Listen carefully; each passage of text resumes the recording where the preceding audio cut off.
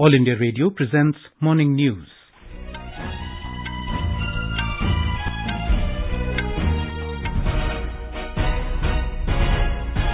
Good morning, I'm Sunil Verma and with me is Sarabjit Kaur.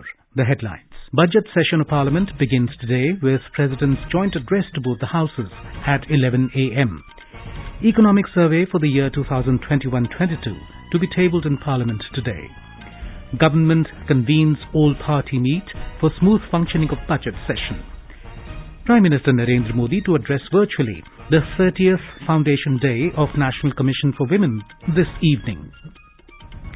Today is the last day of withdrawal of candidature for second phase of assembly elections in Uttar Pradesh and single-phase assembly elections in Goa and Uttarakhand. Campaigning gains momentum in poll-bound states. Prime Minister to address a virtual rally in Uttar Pradesh this afternoon. Exports of marine products in India jump by 35% to $6.1 billion during April to December 2021. And in Australian Open tennis, Rafael Nadal creates history, winning record 21st Grand Slam title.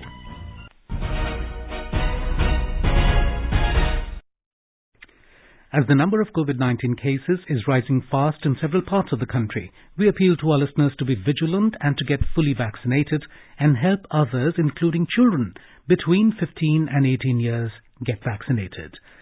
With the new Omicron variant of coronavirus causing concern, please continue to follow these 3 simple steps to stay safe. Wear a face mask, maintain 2 gaz ki duri for social distancing, and focus on hand and face hygiene. For any COVID-related information and guidance, contact national helpline numbers 011 2397 8046 and 1075.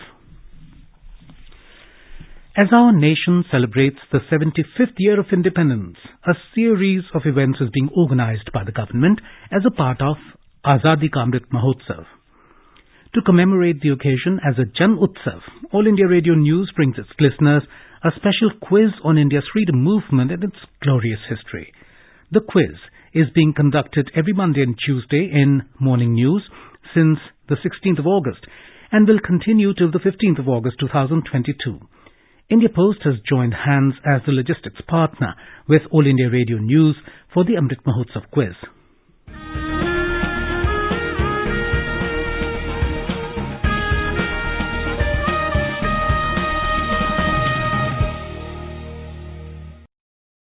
And coming to our 49th question of the Amrit Mahotsav quiz in English. Sona Khan village in Chhattisgarh is associated with which great freedom fighter? May I repeat the question? Sona Khan village in Chhattisgarh is associated with which great freedom fighter? Listeners can send their responses to the question over WhatsApp on 8826546262. That is 8826546262 or through email on amritmahotsavquiz@prasarbharati.gov.in. Amrit Mahotsav quiz at prasarbharati.gov.in. And now the news in detail. The budget session of Parliament begins from today. The session will commence with President Ramnath Kovind's address to both the Houses of Parliament assembled together at 11 a.m. in Central Hall. After that, the copy of the President's address will be tabled in both the Houses.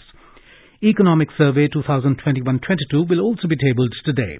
Finance Minister Nirmala Sitharaman will present the Union Budget for the year 2022-23 tomorrow in the Lok Sabha and its copy will be laid on the table of the Rajya Sabha soon thereafter. Our correspondent reports that this year it will be a paperless budget and the session will be held amidst COVID protocol. We have a report.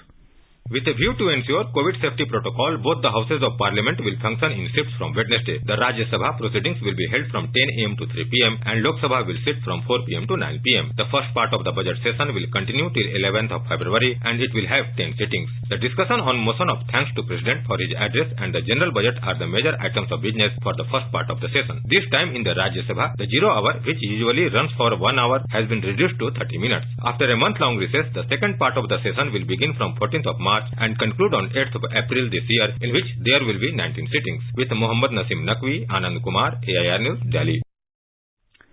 In view of the budget session of Parliament, the government has convened an all-party meeting today to seek cooperation from all political parties for smooth functioning of the budget session.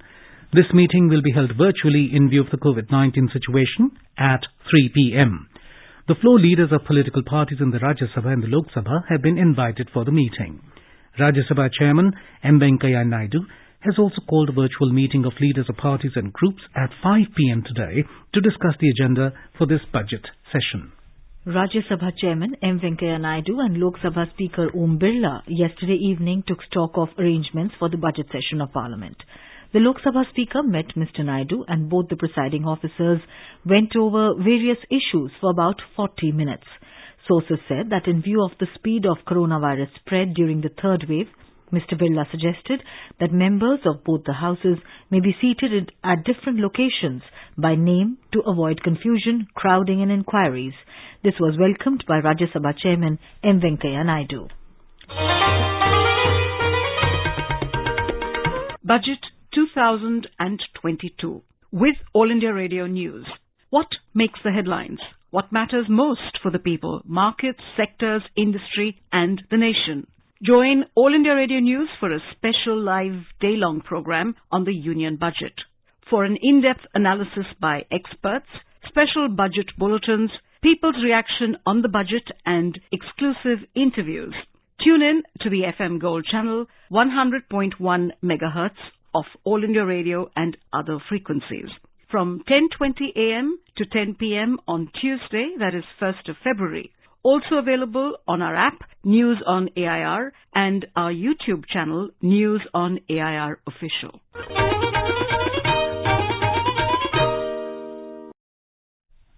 Prime Minister Narendra Modi will address the 30th Foundation Day program of National Commission for Women, NCW, this evening through video conferencing. Our correspondent reports that Union Minister for Women and Child Development, Smriti Irani, will also be present on the occasion. A report. The theme of the program is She, the Change Maker, aimed at celebrating the achievements of women in different fields. The State Commissions for Women and Department of Women and Child Development in state government will participate in the event. University and college teaching faculty and students, voluntary organizations, women entrepreneurs and business associations will also be part of the event. Anupam Mish, AIR News, Delhi. Today is the last day of withdrawal of candidature for the second phase of assembly elections in Uttar Pradesh and single phase assembly elections in Goa and Uttarakhand. The picture of the electoral battle will become clear in these states by this evening. The polling in this phase will be conducted on the 14th of February. In UP, 55 assembly constituencies from 9 districts, Saharanpur, Bijnor, Amroha, Sambhal, Moradabad, Rampur, Bareilly, Badaयूं and Shahjahanpur will go to polls along with 40 seats in Goa and 70 seats in Uttarakhand. Nomination filing for the third phase of polling in Uttar Pradesh and single-phase polling in Punjab will come to a close tomorrow. In this phase, 59 assembly constituencies of 16 districts in Uttar Pradesh and 117 seats in Punjab will go to polls on the 20th of February. The process of filing nominations for the fourth phase of assembly elections in Uttar Pradesh is also underway. Last date for filing of nominations for this phase is the 3rd of February. Polling will be held on 59 assembly constituencies of 9 districts on the 23rd of February in this phase. Meanwhile, campaigning has gained momentum in Uttar Pradesh for the first 2 phases and Goa and Uttarakhand for the single-phase assembly elections. Star campaigners and prominent leaders of various political parties are engaged in public rallies after finalization of the candidates for the first phase. Door-to-door canvassing and virtual appeals to the voters also continue. Party leaders are holding marathon meetings to finalize their electoral strategies and formations. In Uttar Pradesh, senior BJP leader and Prime Minister Narendra Modi will address the first virtual rally for the state this afternoon. He will address the voters and party workers of Saharanpur, Shamli, Muzaffarnagar, Baghpat and Gautam Budh Nagar districts. Earlier, on January 18, Mr. Modi had virtually interacted with BJP workers of Varanasi. These districts are going for polls in the first phase of elections on 10th February. The BJP has made elaborate arrangements for the first virtual rally of the Prime Minister. More details from our correspondent. Campaigning for the first phase of election in Uttar Pradesh is reaching its crescendo with the entry of senior BJP leader and Prime Minister Narendra Modi in the political battlefield. He will be addressing the first virtual rally in western Uttar Pradesh today afternoon, which will be telecasted live on various social media platforms. Following the Election Commission guidelines, the BJP has made arrangement of LED vans at 98 locations in 21 assembly constituencies across the 5 districts. Around 49,000 people will hear the Prime Minister's address at these locations as per the guidelines. Party has claimed to send the link for virtual rally to around 10 lakh smartphone holders in these districts. Chief Minister Yogi Adityanath and Deputy Chief Minister Dinesh Sharma will also connect to the digital rally from Agra and Lucknow respectively. On the other hand, AIMIM Chief Asaduddin Owaisi will campaign for party candidate at Dholana constituency in Hapur district today. Samajwadi Party Chief Akhilesh Yadav is also expected to file his nomination from the Karhal assembly seat in Mainpuri district today. Sushil Chandra Tiwari, AIR News, Lucknow. Senior BJP leader and Union Home Minister Amit Shah addressed election rally in Goa yesterday. During a rally, Amit Shah said voters of Goa would have to choose between a golden Goa and a Gandhi Parivar ka Goa. Mr. Shah said for BJP, Goa is golden Goa, and for the Congress, Goa is the Goa of Gandhi Parivar. In Uttar Pradesh, Nishad Party, which is an alliance with the ruling BJP, has announced names of its candidates for 4 assembly seats in the state. The party has fielded Dr. Asim Kumar at Tamkuhi Raj Assembly seat of Kushinagar district, where Congress State President Ajay Kumar Lallu is also in the fray. Another important announcement of candidature is on Katehri Assembly seat of Ambedkar Nagar district, where the party has given the ticket to Avdesh Dwivedi. The party also announced candidates for Kalpi seat in Jalon district and Atrolia in Azamgarh district. Yesterday, Congress released the 4th list of candidates for assembly elections in the state. The list has names of 61 candidates for different phases of elections in the state. Bahujan Samaj Party has also announced names of candidates for 8 seats going to polls in the 4th phase. The government has said that mentally retarded child of a deceased government employee or pensioner is entitled to family pension. Minister of State for Personnel, Public Grievances, Dr. Jitendra Singh said, it has come to the notice of the department that in some cases the banks are not allowing family pension in respect of a mentally retarded child through the person nominated by the pensioner or his spouse, and they insist for a guardianship certificate issued by a court of law. Dr. Singh said, the provision for nomination for family pension is intended to avoid any hassle to the child suffering from a mental disability in obtaining guardianship certificate from the court or in claiming family pension after the death of his parents. He said, insisting for a guardianship certificate by a bank in such cases defeats the purpose of such nomination and also violates the statutory provisions of Central Civil Service pension rules. You are listening to the morning news on All India Radio. A reminder of the headlines before we move on. Budget session of Parliament begins today with President's joint address to both the houses at 11 a.m. Economic survey for the year 2021-22 to be tabled in Parliament today. Government convenes all-party meet for smooth functioning of budget session. Prime Minister Narendra Modi to address virtually the 30th Foundation Day of National Commission for Women this evening. Today is the last day of withdrawal of candidature for second phase of assembly elections in Uttar Pradesh and single phase assembly elections in Goa and Uttarakhand. Campaigning gains momentum in poll-bound states. Prime Minister to address a virtual rally in Uttar Pradesh this afternoon. Exports of marine products in India jumped by 35% to $6.1 billion during April to December 2021. And in Australian Open tennis, Rafael Nadal creates history, winning record 21st Grand Slam title. For quick news updates round the clock, follow us on our Twitter handle at AIR News Alerts. अपने business को बढ़ाने के लिए लीजिए आकाशवाणी का सहयोग और दीजिए उसे बुलंदियों के पंख। आपका बिजनेस लोकल है या राष्ट्रीय, आकाशवाणी देती है उपभोक्ताओं तक पहुंचने का हर विकल्प। और अब तो आप घर, दफ्तर या दुकान पर बैठे बैठे कर सकते हैं आकाशवाणी के किसी भी केंद्र के लिए विज्ञापनों की बुकिंग। आकाशवाणी के विभिन्न चैनलों पर विज्ञापन देना सुलभ और सस्ता। बुकिंग है तो संपर्क करें 870-001-4242 पर। 870-001-4242। The exports of marine products has registered a growth of 35% to $6.1 billion during April to December last year as compared to the same period in 2020. The Commerce and Industry Ministry said in December last year, the exports of marine products touched over $720 million, registering a growth of over 28%. The overall exports of marine products in the last financial year was $5.96 billion. The ministry said top 5 export destinations are USA, China, Japan, Vietnam and Thailand. India's exports of ready-to-eat products has also increased by 24% to $394 million in the current financial year compared to last financial year during April to October. Major destinations of ready-to-eat exports are USA, UAE, Canada and Sri Lanka. According to the latest data of Directorate General of Commercial Intelligence and Statistics, India exported final food products worth $5,438 million in the last 3 financial years. Kerala's daily caseload of Omicron-driven COVID-19 transmission crossed 50,000 for the 5th consecutive day yesterday. The state reported 51,570 fresh cases and 32,701 recoveries in the last 24 hours. The infected included 439 health workers. Test positivity rate surged to a record 49.89%.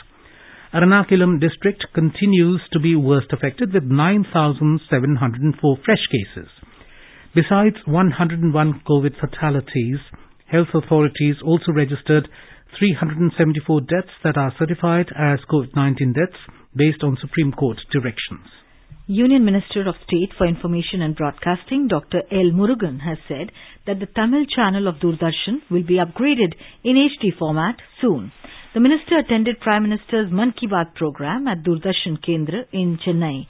He also reviewed the functioning of various wings of Doordarshan Kendra. At least 6 people died and 9 injured in a tragic accident in Kanpur city yesterday night. According to police, the incident took place when the driver of the electric bus lost control over the wheels at Tat Mill intersection. The bus rammed into many vehicles and mowed down people walking on the road.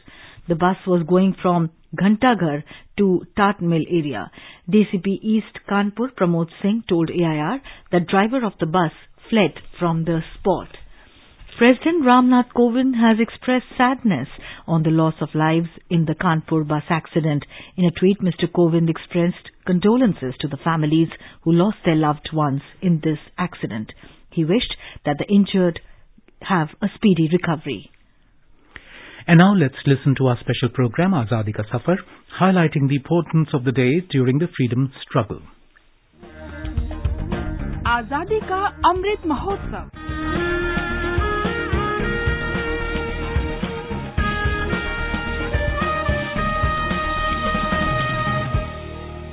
Azadi Ka Safar with AIR News. Birth of a nation. India's glorious freedom struggle is one of the greatest struggles the modern world has ever witnessed. AIR News brings you a glimpse of the struggle every day. मेरे भारत के कंठहार तुझको शत शत वंदन Bihar. In today's episode, we remember freedom fighter and first Chief Minister of Bihar, Shri Krishna Sinha, who died on the 31st of January 1961. He underwent many terms of imprisonment for a total of about 8 years during the independence movement. He was known as Bihar Kesari, and along with Dr. Rajendra Prasad and Anugrah Narayan Sinha, Shri Krishna Sinha is regarded amongst the architects of modern Bihar. Shri Krishna Sinha was born on 21st of October 1887 in Sheikhpura district of Bihar. He studied law and started practicing in Munger in 1915. Under the influence of Mahatma Gandhi, he gave up his law practice in 1921 to take part in the non-cooperation movement. In 1930, he played an important role in the Namak Satyagraha at Gadapura. He was also involved in relief and rehabilitation after the 1934 Nepal-Bihar earthquake. In 1935, he became a member of the Central Assembly. On the 20th of July 1937, he became the Premier of Bihar province when Congress came into power. He and his colleague Anugrah Narayan Sinha disagreed with the governor on the issue of release of political prisoners and resigned. The then governor had to accede to the demands for the release of prisoners from cellular jail, and Bihar Tenancy Act was reformed in favour of peasants. They then resumed office, but they again resigned in 1939, as did all Congress chief ministers, over the question of involving India in the Second World War, without the consent of the Indian people.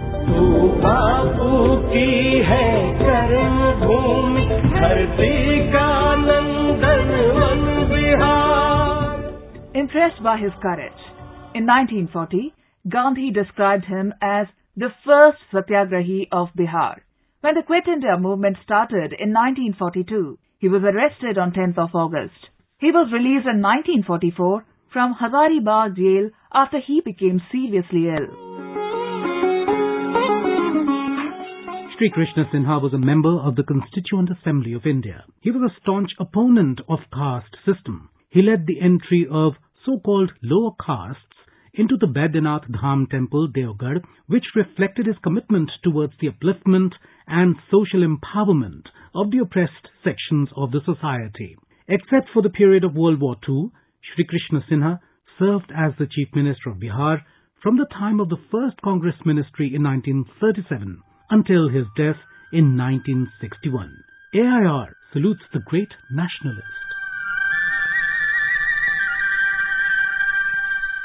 We also remember freedom fighter Minjur Bhaktavatthalam, who died on 31st of January 1987.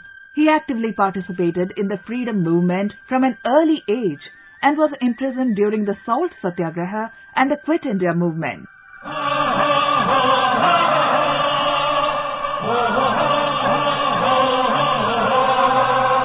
Bhaktavatthalam was born on the 9th of October 1897 in the Madras Presidency. He joined the Indian independence movement as a student. Later, he joined the Indian National Congress and became a member of the Madras Provincial Congress Committee in 1922. Bhaktavatthalam started the daily newspaper titled India. He was injured during the Salt Satyagraha at Vedaranyam. He was arrested in 1932 for conducting India's Independence Day celebrations and spent 6 months in jail.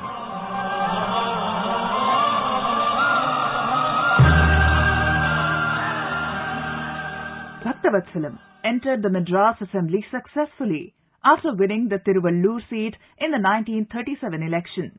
However, he resigned along with the other office holders of the Indian National Congress on declaration of Second World War. He participated in the Quit India movement agitations and was jailed by the British. On his release in 1944, he was elected to the Constituent Assembly of India. After independence, Bhaktavatthalam won the Sri Perumbadur seat in 1957 and entered the assembly when he was appointed the Home Minister. Minjur Bhaktavatthalam also served as the Chief Minister of Madras Presidency from 1963 to 1967. We salute the great nationalist. That brings us to the end of this episode of Azadi Ka Safar with AIR News.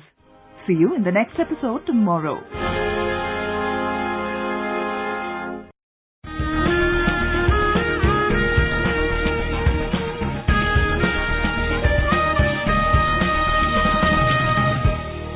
आजादी के आंदोलन के खजाने में ऐसे ढेरों शब्द जिन्होंने बदल दिए इतिहास, तारीख बदलने वाले लफ्जों पर आकाशवाणी समाचार ला रहा है विशेष कार्यक्रम धरोहर हर सोमवार।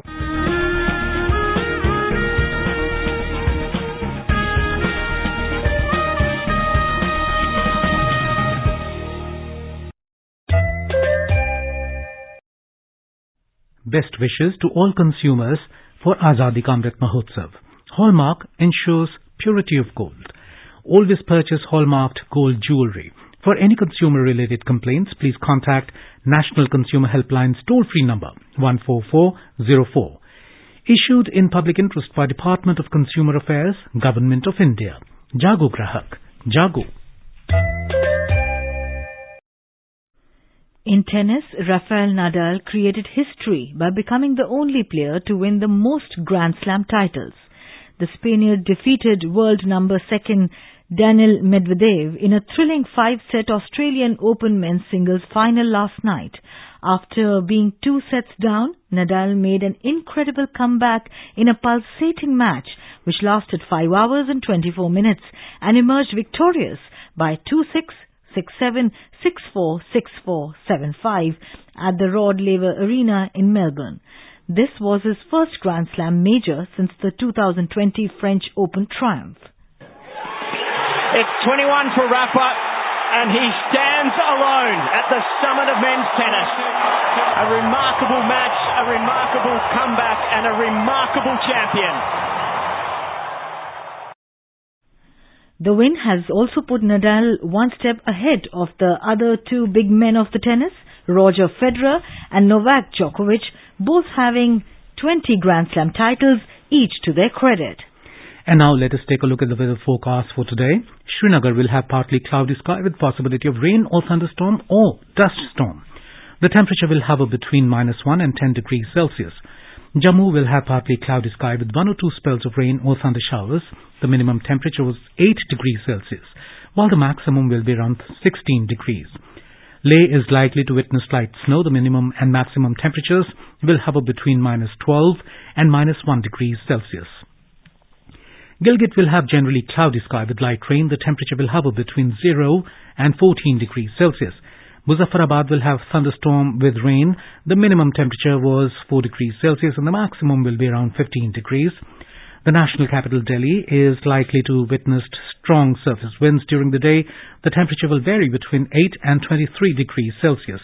Mumbai will have mainly clear sky. The minimum temperature was 16 degrees Celsius while the maximum is expected to be around 32 degrees. Chennai is likely to have partly cloudy sky. The temperature will vary between 24 and 31 degrees. And now an overview of today's newspapers. Parliament's budget session starts today is the top headline in the Statesman. 3 of 4 adults are now double jabbed. 95% have got the first dose of COVID-19 vaccine, headlines the Indian Express. JEM's top commander, Pak native, among 5 shot dead in encounters in Kashmir, reports the Tribune. Employee Provident Fund Organization is to appoint external auditor to track fund managers and scrutinize investments daily, nearly 7 years after deploying part of its corpus in stock market, writes The Hindu. 2021 saw 21% jump in prisoners on death row to 488, reports The Times of India, attributable to trial courts handing down more capital punishment before the pandemic. And finally, January set to end on a sunny note, but rainfall likely to bring back another chill spell next week in Delhi, informs the Hindustan Times. Before we end the bulletin, a reminder of today's question of the Amrit Mahotsav quiz. Sona Khan village in Chhattisgarh is associated with which great freedom fighter? WhatsApp your response on 8826546262 or through email on amritmahotsavquiz@prasarbharati.gov.in. Celebrate 75 years of India's independence by participating in Amrit Mahotsav quiz with AIR News. And now, before we end the bulletin, the headlines once again. Budget session of Parliament begins today with President's joint address to both the houses at 11 a.m. Economic survey for the year 2021-22 to be tabled in Parliament today. Government convenes all-party meet for smooth functioning of budget session. Prime Minister Narendra Modi to address virtually the 30th Foundation Day of National Commission for Women this evening. Today is the last day of withdrawal for candidature for second phase of assembly elections in Uttar Pradesh and single phase assembly elections in Goa and Uttarakhand. Campaigning gains momentum in poll-bound states. Prime Minister to address a virtual rally in Uttar Pradesh this afternoon. Exports of marine products in India jumped by 35% to $6.1 billion during April to December 2021. And in Australian Open tennis, Rafael Nadal creates history, winning record 21st Grand Slam title. And with that, we end the morning news. Have a nice day.